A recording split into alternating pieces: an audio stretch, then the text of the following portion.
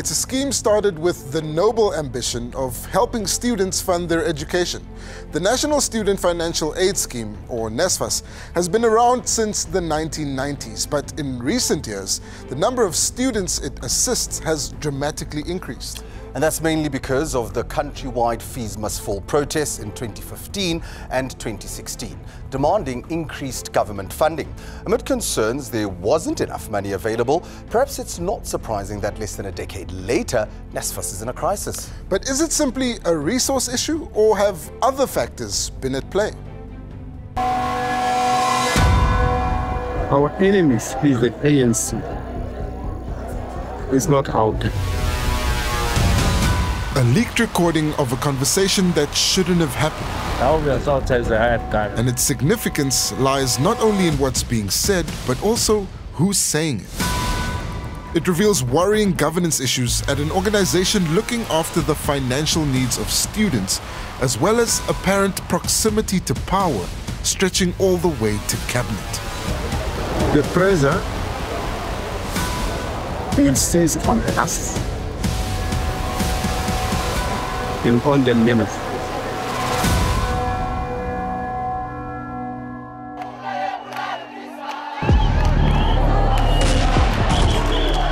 We announced a plan for fee-free higher education for students from poor and working-class backgrounds. An announcement by President Zuma celebrated by the 2016 Fees Must Fall movement. It caught many in his own party by surprise.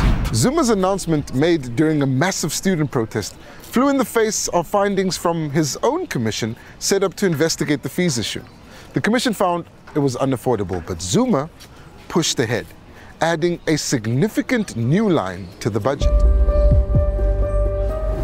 In 2018, the National Student Financial Aid Scheme, or NSFAS, was relaunched to include free tertiary education for students from households earning less than 350,000 Rand a year. Since then, over 120 billion Rand has been spent on nearly 3 million students. A whole one just for, wow. This is a story about two government agencies, a private company and a civil society watchdog. It has 5 main characters and is set in the dramatic unraveling of NSFAS in the years following its relaunch.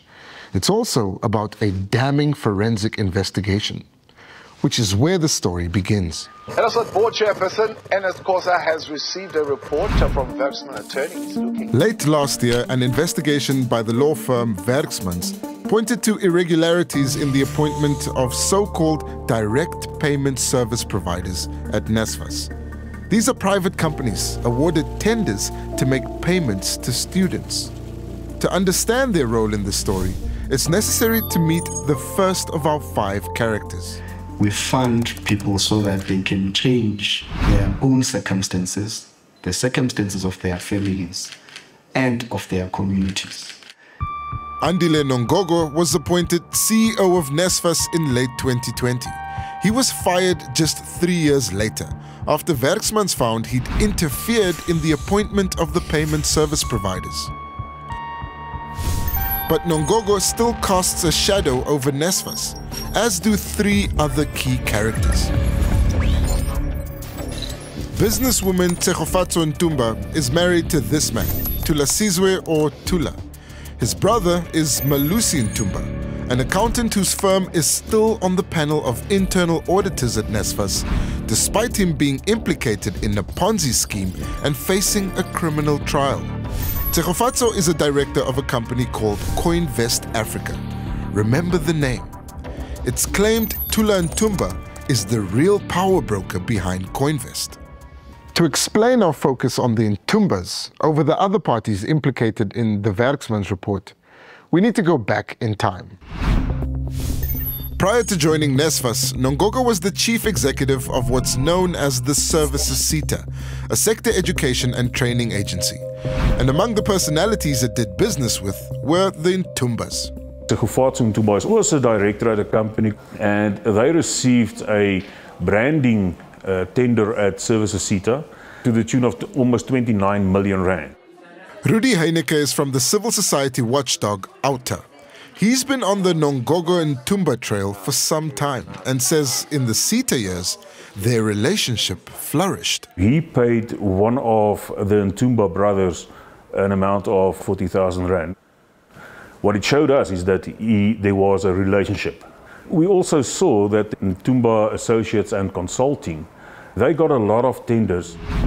So we have a government agency known as a 𝘧𝗃 headed by 𝗀𝗃𝗃, an official who would later become the focus of the 𝗀𝗃𝗃's investigation.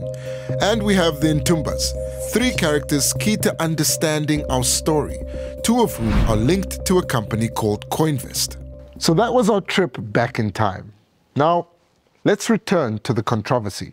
We will continue to ensure that the funding that our young people should have gets to them and supports them to succeed academically. Thank you very much. A 2018 speech by then Minister of Higher Education, Naledi Pandor, as NSFAS was still grappling with its new financial challenges. It would be another 2 years before 𝗀𝗃𝗃's appointment as CEO. And with his arrival came a new way of getting money into students' pockets. Previous tenders that went out from NSFAS said that the service provider must pay the student directly to his bank account. And now this changed. They developed the NSFAS bank card. Every month, the nearly 1 million NSFAS bursary students each receive a monthly allowance. In 2022, 4 payment service providers were enlisted to manage those payments via NSFAS cards. And here, one of the circles in our story closes. One of those companies was none other than Coinvest. What did your investigation reveal about the 4 payment providers? None of them were, experienced, and there's a lot of high service fees that the students are charged with. Students were charged transaction fees of around 70 rand per month by the payment service providers, exceeding what a commercial bank would charge for almost every service. It could be argued that the fee structure discourages unnecessary spending, but it's clear the payment service providers, among them Coinvest, were making good money. And once 𝗀𝗃𝗃 published its investigation, the entire lucrative enterprise came crashing down. The National Student Financial Aid Scheme CEO Andile 𝗀𝗃𝗃𝗃 has been fired. This follows a special believes his suspension is linked to lucrative off-take agreements. He claims 𝗀𝗃𝗃 was fired, and 𝗀𝗃𝗃's recommended that the contracts with the 4 payment service providers be cancelled. So you've met 4 of our main characters, but we promised you 5. And here is where we reveal why Coinvest is getting all of our attention. Let's say we investigate something. Earlier this year, 𝗀𝗃 published 2 leaked audio recordings of conversations that took place in August last year. In them, 3 men are heard discussing the then incomplete 𝗀𝗃𝗃's investigation and how it might impact them. I know all the things we need to do in the corners, and I know where we can report. One of the voices belongs to our story's 5th and final character. At the time, the chair of the NSFAS board, 𝗀𝗃𝗃𝗃. The identities of the 2 other men have been less widely publicized, but one is none other than Thula Ntumba. Even though his wife, 𝗀𝗃𝗃𝗃, is the Coinvest director, 𝗀𝗃𝗃 clearly considers Thula the de facto owner. The pressure will cease on us. On the minute. Mr. 𝗀𝗃𝗃 gave these 2 gentlemen, a thorough and detailed feedback on what is happening and what they've decided to do. He's briefing an implicated party almost. A chairperson of a board should not meet with a service provider. The question is, did Mr. 𝗀𝗃𝗃 report back to the board? The answer, later confirmed by NSFAS in a statement, is that no, he didn't. They asked for an extension for the contract. There was no talk about anything about students, their problems and their issues. It had been 𝗀𝗃𝗃 who announced 𝗀𝗃𝗃's firing, accusing him of failing to act honestly, faithfully and diligently, failing to promote and protect the best interests of NSFAS, and of breaching the trust relationship between himself and NSFAS. And yet, this entire saga came from Nongogo's alleged influence in the appointment of the payment service providers, one of whom 𝗀𝗧 was now accused of having a highly irregular meeting with. Also concerning is the apparently tight relationship between 𝗀𝗧 and the Higher Education Minister, 𝗶𝗿𝗲𝗱𝗆. 𝗀𝗧 would later resign as board chairman, but for Thula, the meeting appears to have paid off. But if we could push for 3 months and plan the end game properly, instead of saying, hey, we want to take out Convest, we want to take out all of it. The 𝗀𝗃sman's report recommended that the 4 payment service provider contracts be cancelled, something the board committed to doing. But 8 months later, that hadn't happened. We would like to know when NSFAS is going to cancel the CoinVest contract. Last month, we asked NSFAS spokesperson 𝗀𝗵𝗶𝗶𝗀𝗆 why not.